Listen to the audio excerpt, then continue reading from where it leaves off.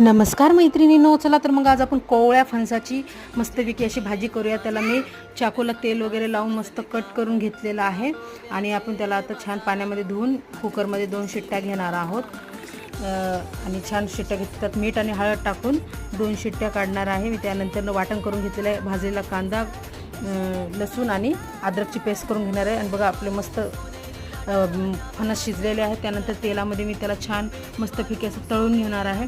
तळल्याच्या नंतर खूप छान टेस्ट येते आणि एकदम हे मटणाच्या भाजीसारखंच लागतं. त्यानंतर त्याच तेलामध्ये मी तो वाटलेला मसाला आणि अर्धा टोमॅटो टाकणार आहे. त्यानंतर मीठ टाकून सर्व सुके मसाले टाकणार आहे. हळद, मीठ, धना पावडर, गरम मसाला, लाल तिखट. त्यानंतर कोथिंबीर टाकून थोडंसं पाणी टाकून छान मिक्स करणार आहे. त्यानंतर तळलेलं फणस टाकणार आहे.